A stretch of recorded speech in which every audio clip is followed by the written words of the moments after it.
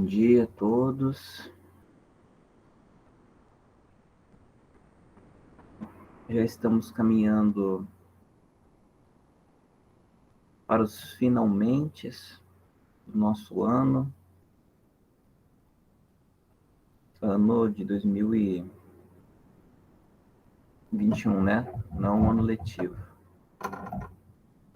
Nosso ano letivo ainda vai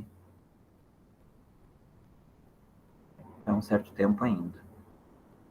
Então, acho que a gente tem mais duas aulas. Hoje é 29. Deixa eu ver aqui.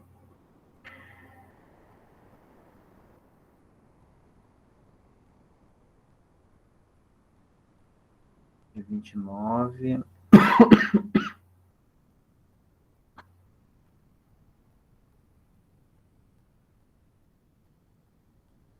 A gente tem hoje e depois mais duas aulas, 6 e 13.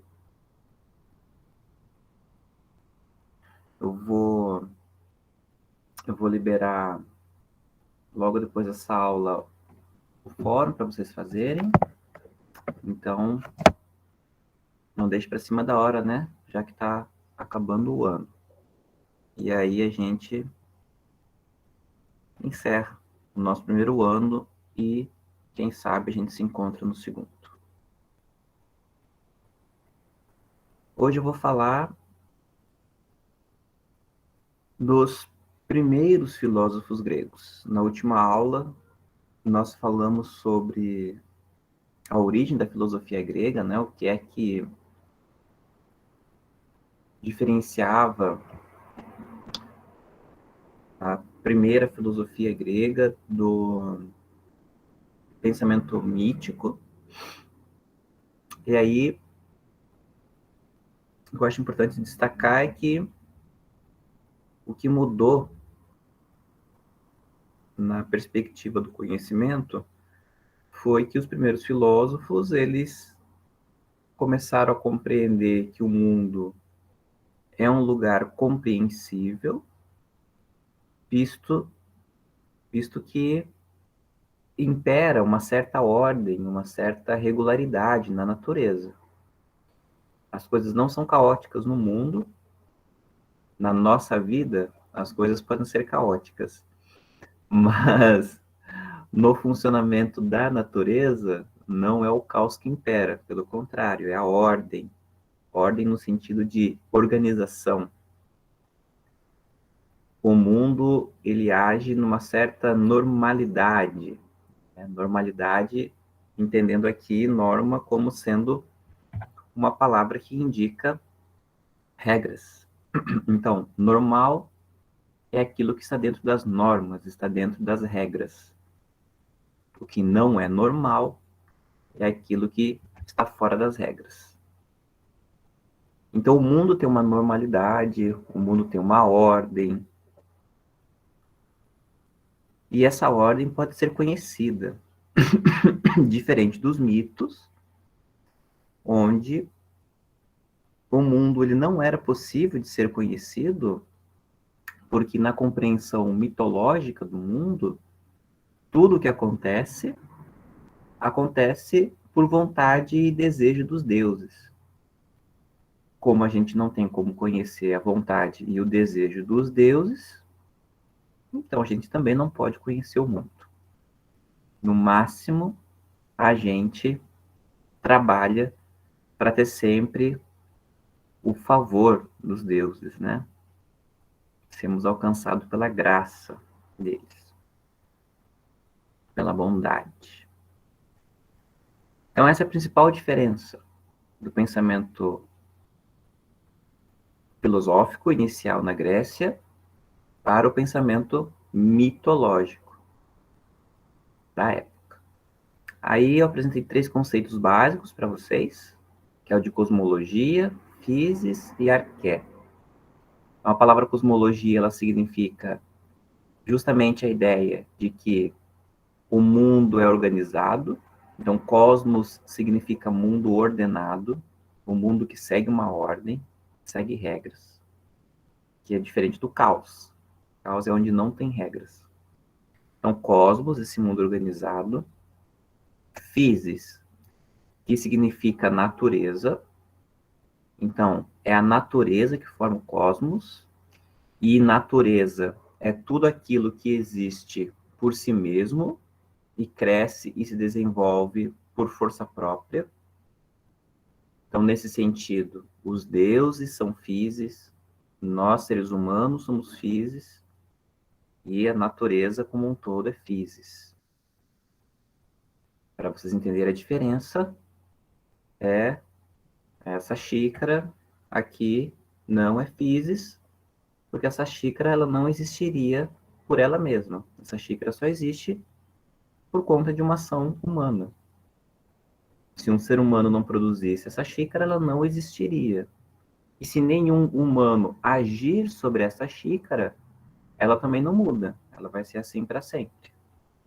Claro, para sempre também não, né? Porque existe a decomposição dos materiais ao longo da vida, né? Da existência.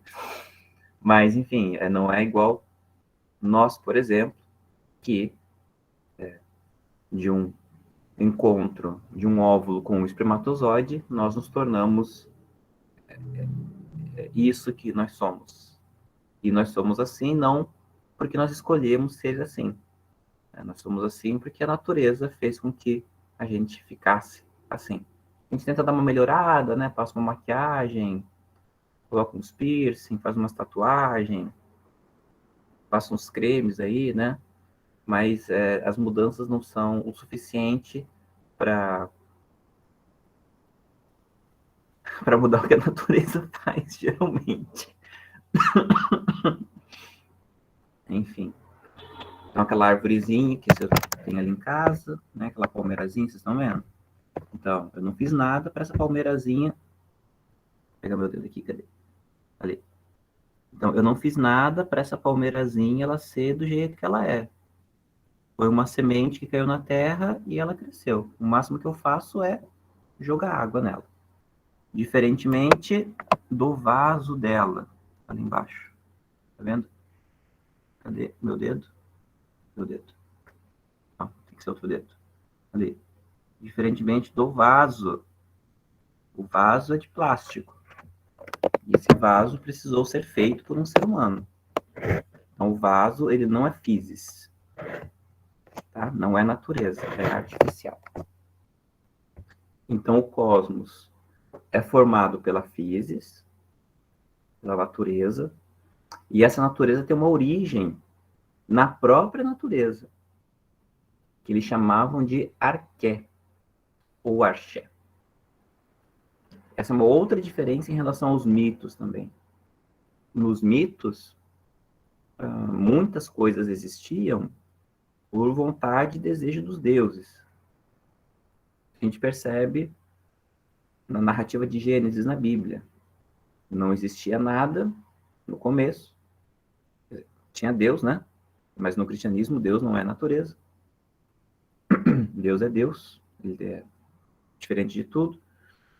E aí, a partir de Deus, então, surge o mundo, surge o céu, surge a terra. Para os gregos, no começo existia o caos, eles chamavam de caos, era uma coisa que já existia. Do caos surge Urano, surge Gaia. Gaia e Urano têm uma relação, aí nasce o cosmos, não, cosmos não, nasce o Cronos, que é o tempo, e aí a partir dessas relações dos deuses, as coisas vão acontecendo no universo. Então, os filósofos gregos, eles pegam esse mesmo princípio da mitologia grega, de que no começo sempre existia alguma coisa, só que essa coisa que existia era um elemento da própria natureza, que é a arché. Então, arché significa elemento originário, é o elemento que dá origem a todas as coisas. E por dar origem a todas as coisas, esse elemento está presente em todas as coisas que existem, em toda a physis. E é isso que eu vou falar hoje. Como é que os filósofos gregos antigos, chamados pré-socráticos, eles entendiam esses elementos. Então, acabei de falar, né? Esses primeiros filósofos gregos,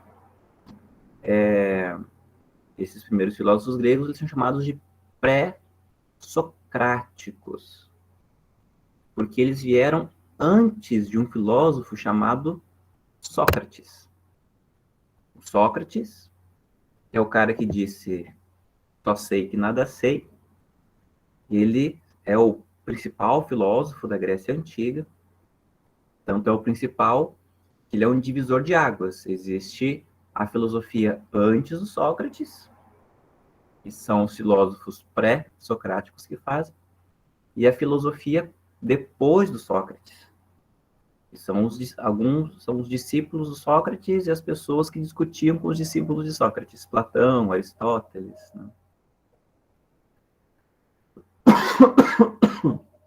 Então, esses primeiros filósofos, eles são chamados de pré-socráticos. O Tiago comenta aqui que elemento é esse? Eu só cheguei agora. Ah, Tiago, eu não comecei a falar dos elementos ainda. Vou começar a falar agora. Chegou na hora certa.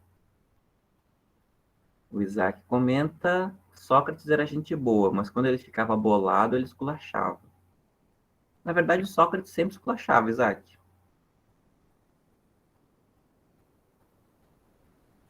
Sócrates não era, assim, uma pessoa muito agradável para ter uma conversa, não. Ele era muito... Ele próprio mesmo diz, né? Ele não, né? Mas na filosofia a gente fala que ele tem um método irônico, né? De fazer filosofia, a ironia. Tiago disse que o problema dele era bebida. Não sei. Não sei se Sócrates tinha problema com bebida. Não lembro desse dado na biografia dele. Não sei.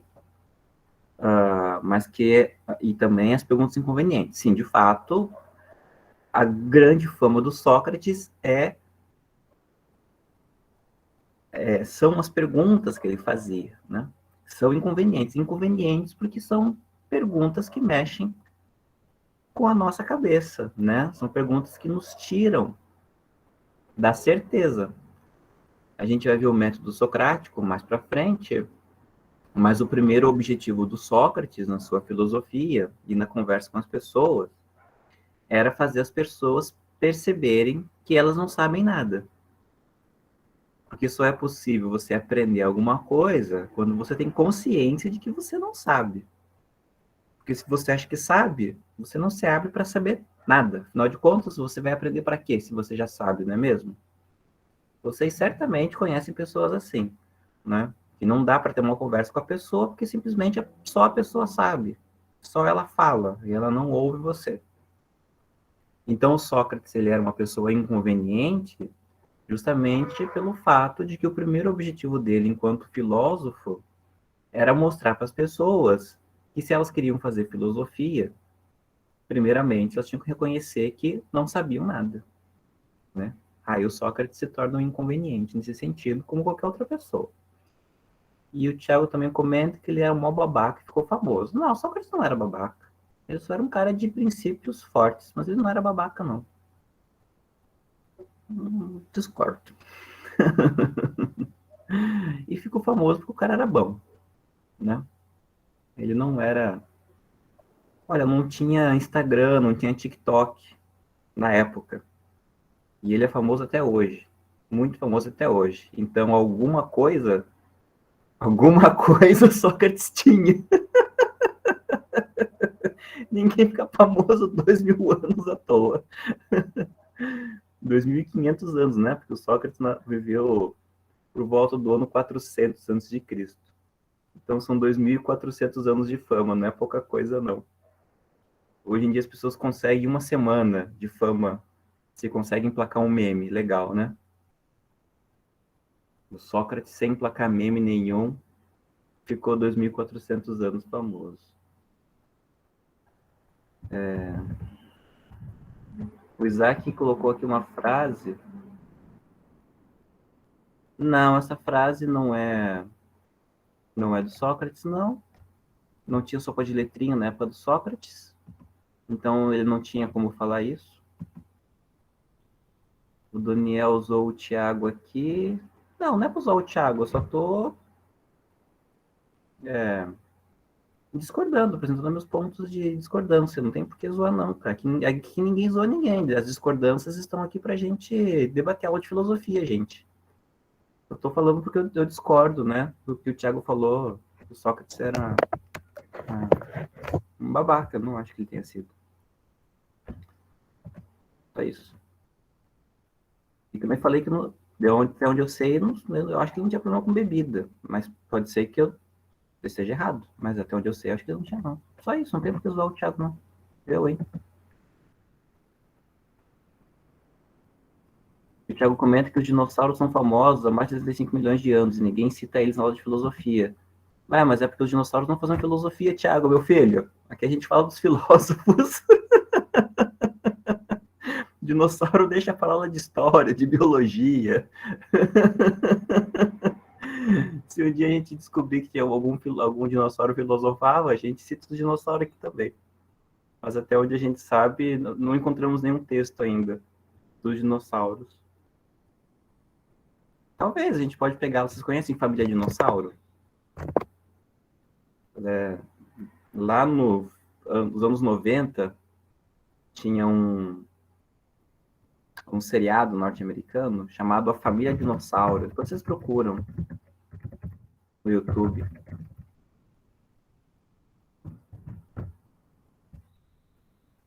Ih, apaguei.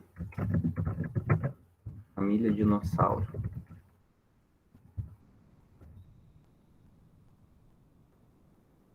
Ué, gente, meu chat não tá funcionando. Ou foi? Ah, foi. Eu que não tava Você rolando. mandou duas vezes aqui.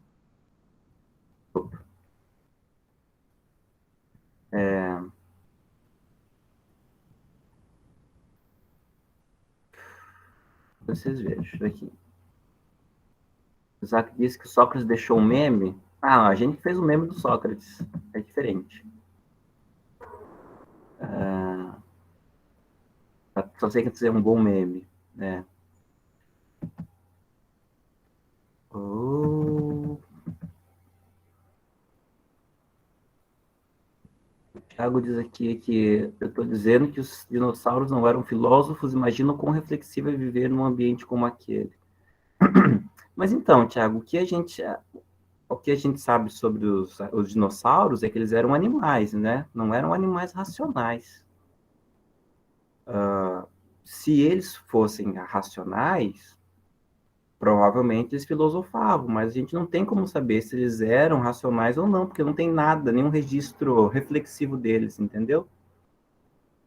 Então, a gente não tem como dizer se eles eram filósofos ou não. A gente não sabe como é que eles pensavam, a gente mal sabe como eram os corpos deles. Afinal de contas, a gente só conhece ah, as ossadas que a gente encontra. Então, não dá para dizer se eles eram filósofos ou não. Né?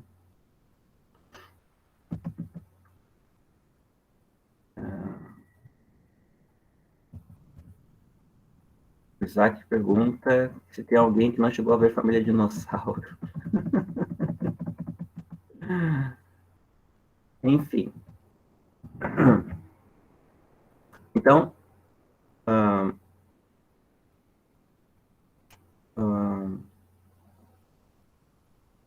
os pré-socráticos é esse pessoal que veio antes do Sócrates, tá? Agora, falando aqui, não deixaram nada escrito. Boa parte desses filósofos pré-socráticos também não deixaram nada escrito. Ou a gente conhece pequenos fragmentos do que eles deixaram, pequenas frases, né, que sobraram. Aí, né, o Tiago podia dizer, poxa, então se a gente conhece poucas coisas escritas deles, e muitos não têm livros, como é que a gente sabe que eles eram filósofos? Bom, porque os filósofos que conviveram com eles, ou historiadores que conviveram com eles, falavam do pensamento deles. O Aristóteles mesmo, o Aristóteles ele cita muitos filósofos que vieram antes dele para dizer, né? Pitágoras pensava de tal jeito, Tales de Mileto pensava de tal jeito, tá? Então, ainda que nós não tenhamos textos deles, mas nós temos testemunhos que falam deles, certo?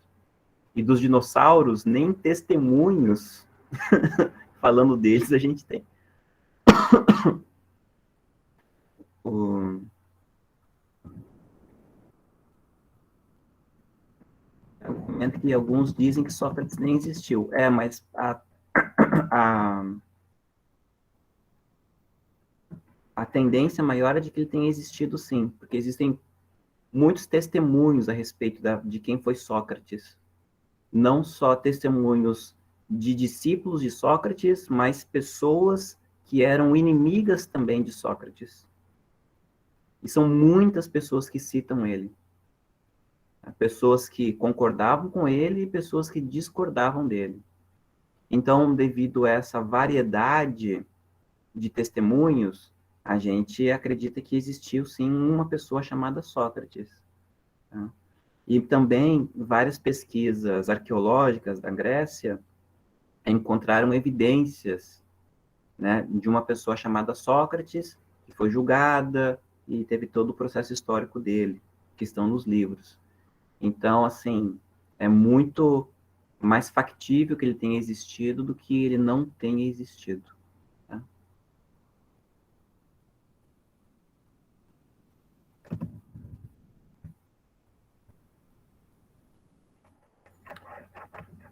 O Isaac comenta que essa ideia se enquadra em Jesus também. Tem muita gente que fala que Jesus não existiu.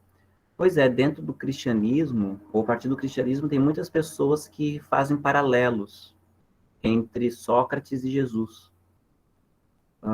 Porque eles tiveram histórias de vida muito parecidas, digamos assim, né? Não que Sócrates tenha feito milagres, não é isso. Mas é que, na sua existência, ambos, eles foram pessoas importantes, que falaram coisas corretas, importantes, enfrentaram a sua sociedade à época, os poderosos, e acabaram morrendo por conta desse seu modo de viver. Ambos foram julgados, ambos foram condenados injustamente, e ambos foram condenados à morte. Né? A diferença é que Jesus ressuscitou, dizem, e o Sócrates não ressuscitou.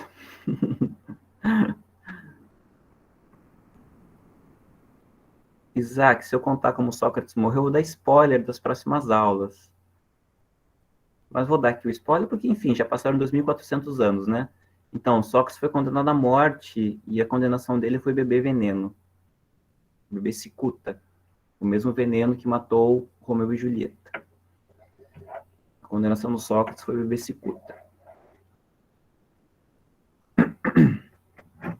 Tem até um livro, eu tenho, mas está na minha outra biblioteca.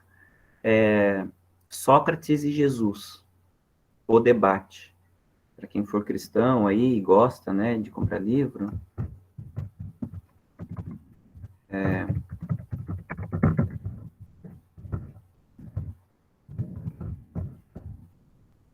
Acho que é da editora, não sei se é a editora Nova Vida, eu acho.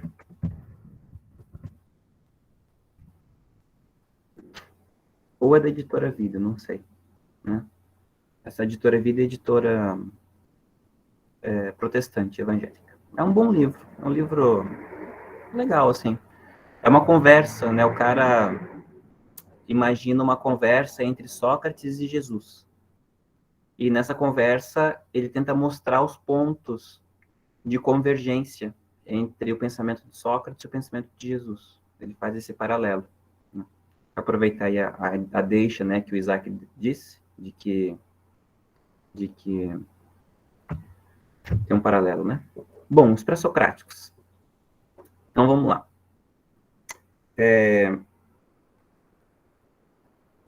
Então, os pré-socráticos, eles vão tentar encontrar esse modo de funcionamento da natureza, e eles vão sempre procurar um elemento que dá origem à natureza, que é a arqué. O primeiro filósofo grego, né, ou que a história diz que foi o primeiro filósofo grego, é um cara que vocês já ouviram falar, que é o Tales de Mileto. E onde é que vocês ouviram falar do Tales de Mileto? Na matemática. O Tales é o cara que ficou famoso pelo Teorema de Tales, que vocês usam para descobrir alguma coisa dos triângulos. Né? É o Teorema de Tales, de Mileto. Mas o Tales, esse sobrenome deles indica sempre a região de onde eles vieram. Então, Tales era da região de Mileto. Pitágoras de Samos era da região de Samos. Demócrito de Abdera era da região de Abdera. Tá? Então, esses sobrenomes estranhos, eles indicam a região de onde eles vieram. Então, Demócrito, ou Tales de Mileto, ele, além de filósofo e matemático, ele também era comerciante, ele era astrônomo, ele era, enfim, um cara muito inteligente, né? E o Tales, ele dizia que a arqué, o princípio de tudo, é a água, né? Ou então o úmido, a água ou o úmido. Porque observando a natureza, ele entendia que a água estava presente em todas as coisas. Então, quando a gente observa os seres vivos e pensa a respeito da vida, a gente observa que a vida, ela depende da água. Né? Nós, os animais e as plantas, nós precisamos de água para viver e nos desenvolver. Sem água, os seres vivos morrem, todos eles. Também as plantas elas vêm da semente, e quando a gente aperta a semente, sai os óleos, né? Tanto assim, o azeite de oliva é o azeite que sai de quando se amassa o caroço, né? O caroço da azeitona.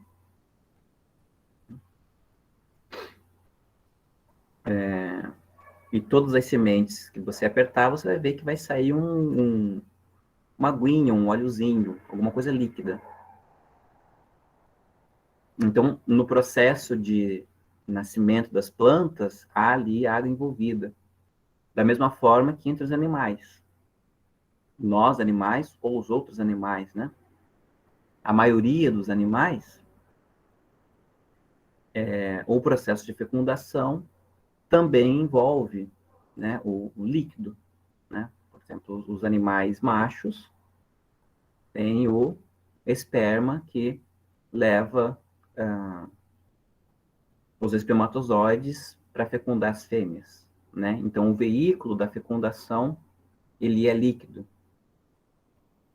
Então, as plantas e os animais, né, na vida, no processo de nascimento da vida, tem o líquido envolvido.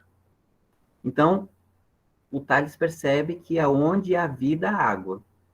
Tanto é assim, né, que quando os cientistas eles chegam, a NASA, né, chega em outro planeta, qual é a primeira coisa que eles procuram? Água. Né? A possibilidade de haver água no planeta. Ou se já existiu água no planeta. Porque se tem água, há chance de haver vida. Pelo menos uma vida parecida com a vida na Terra. E se já houve água, tem a chance de já ter existido vida parecida com a vida na Terra. Tá? Quando eu falo vida, obviamente, vida dentro do contexto da Terra, né? Pode ser que no universo exista uma vida que não se baseie na água, né? Se baseie em outra coisa. Bom, então onde tem vida tem água. Também o Tales observava que a água é o único elemento da natureza que assume os 3 estados físicos: sólido, líquido e gasoso. Então, o gelo é água dura, o vapor é água rarefeita e a água líquida é a água líquida, né? É água normal. Então, a água tem essa capacidade. Gelo é sólido. Eu falei outra coisa? Ah, gente, 9 da manhã ainda é difícil para mim. A cabeça está começando a pegar no tranco. Então, a água é gelo. Não, gelo é água sólida. Gelo é água dura? Ah, mas então tá certo. Ué, se é duro, é sólido.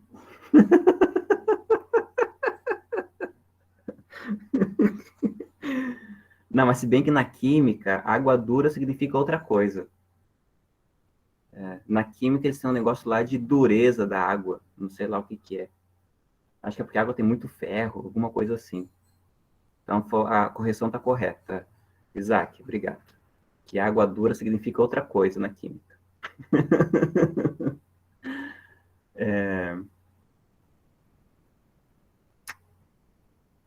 Então, a água, ela assume esses 3 estados da natureza. Então, ela consegue se metamorfosear em vários elementos da natureza, certo? Então, na pedra teria água, porque afinal de contas a água ela pode ficar sólida, tá? No ar tem água, porque o ar, né? Ele,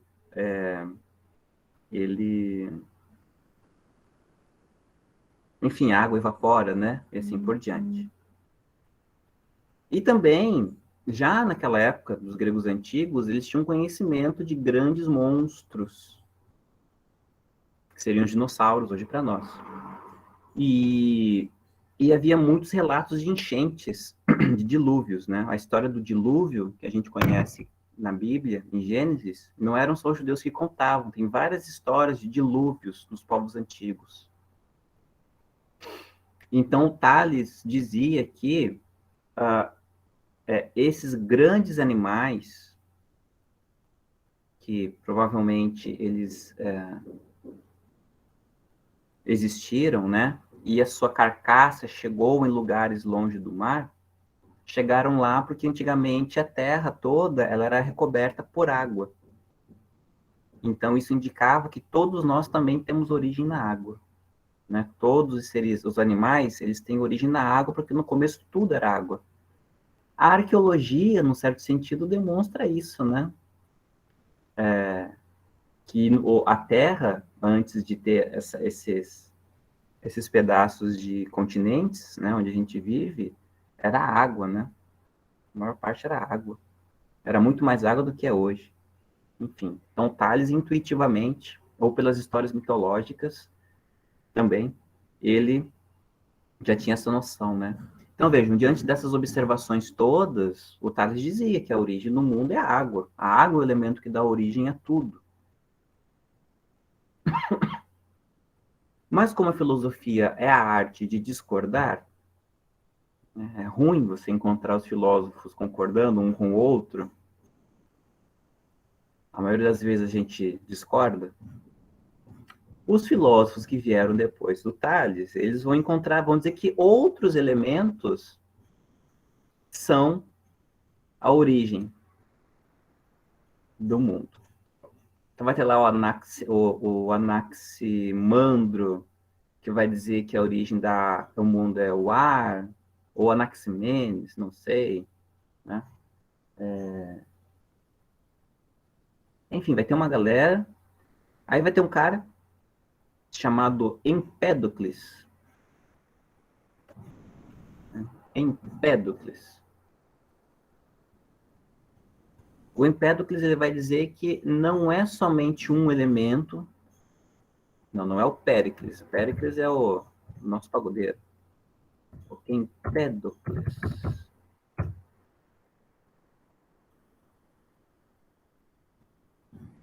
O Empédocles, ele vai dizer que a origem do mundo não é um elemento só, mas são 4 elementos.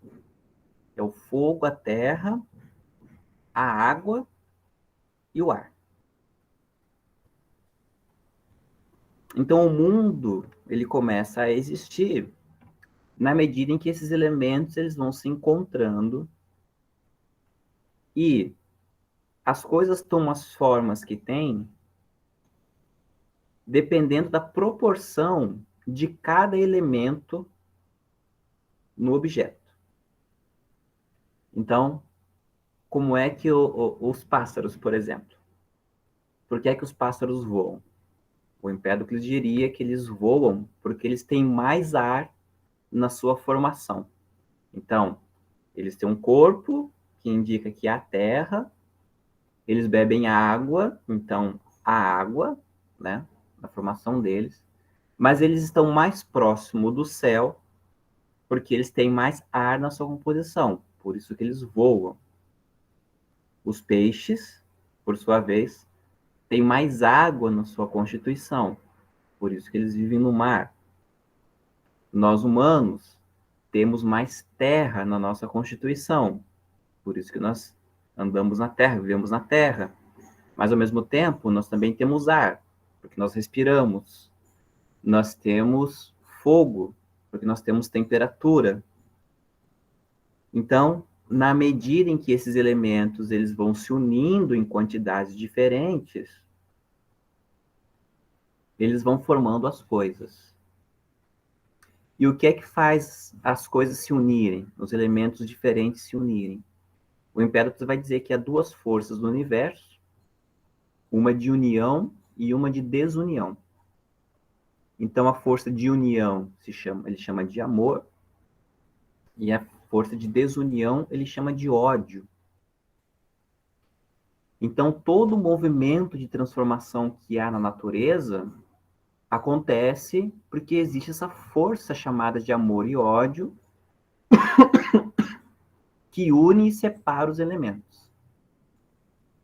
Então, as coisas passam a existir quando o amor une elementos e as coisas deixam de existir. No caso dos seres vivos, as coisas morrem quando o ódio separa os elementos. Basicamente, essa é a teoria do Empédocles, tá? Tem 4 elementos básicos: o fogo, a terra, a água e o ar. À medida em que esses elementos se unem, eles formam a natureza.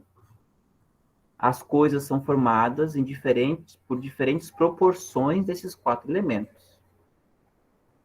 E à medida que esses elementos eles se separam, por conta da dinâmica da existência e da força que o amor e o ódio exercem sobre os elementos, as coisas existem ou deixam de existir.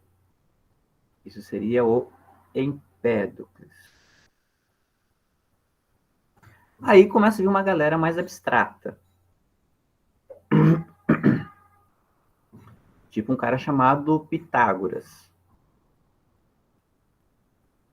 Não, Pitágoras e Samos, que vocês conhecem também, que é o cara da matemática.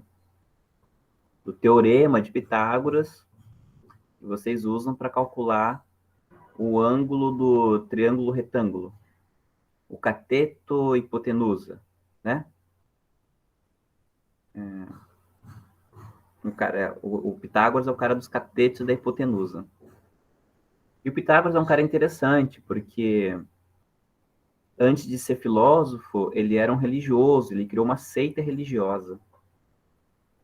E tem uma história que diz que um cara discordou do Pitágoras, que mostrou que o Pitágoras tinha errado no raciocínio matemático.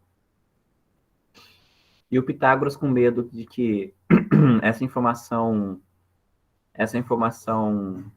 prejudicasse a seita dele, ele mandou matar o cara. Enfim, histórias da filosofia. Aí, bom, então, o que Pitágoras dizia, né? Ele dizia que o mundo é formado por números, porque todas as coisas que tem na natureza, elas podem ser descritas pelos números, porque tudo tem uma relação de proporção na natureza. Então, isso indica que tudo que existe é formado por números. Vou dar um exemplo rápido, e aí eu vou encerrando a aula. O nosso corpo, por exemplo. O nosso corpo, ele tem algumas proporções. Vocês já sabiam disso, né? Mas o tamanho do nosso antebraço, o tamanho do teu antebraço, é o tamanho do teu pé. Se você colocar lá o teu pé no teu antebraço, vamos ver se eu consigo fazer aqui um exercício de... Aqui. Primeiro, ó.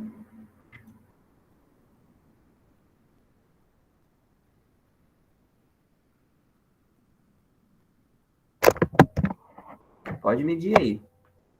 O teu pé tem o tamanho do teu antebraço. Geralmente, para a gente medir a nossa altura, a gente mede do pé à cabeça. Mas você pode medir a tua altura abrindo os braços. Da ponta de um dedo à ponta de outro dedo é a mesma distância da ponta da tua cabeça à ponta do teu pé. Eu tenho 1,70 de altura, eu tenho 1,70 de envergadura. É a mesma altura. Mesma coisa. Então, nosso corpo tem algumas proporções. Então, o que o Pitágoras diz? Ora, né? Números. São os números que... os números, por representar a natureza, indicam que por trás de toda natureza tem os números. E a nossa ciência funciona assim, né? Nossa ciência, ela é numérica. Vocês fazem vários cálculos. Na química, na física, na matemática, ainda mais vocês da eletrotécnica. Vocês usam números para falar de algo abstrato, que é a eletricidade. Nessa disciplina que mata vocês do coração, dá um desânimo danado, circuitos elétricos, pura matemática. Números. Então, são os números que descrevem a natureza, e o Pitágoras dizia que são os números que representam, que são a natureza.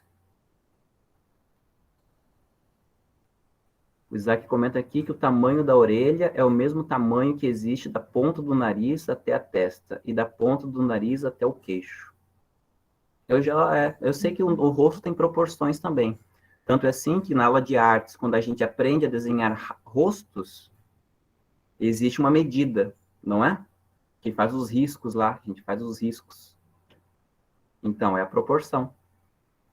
É a proporção, isso aí. Tá? Então, esses são os filósofos pré-socráticos, é assim que eles explicavam o mundo.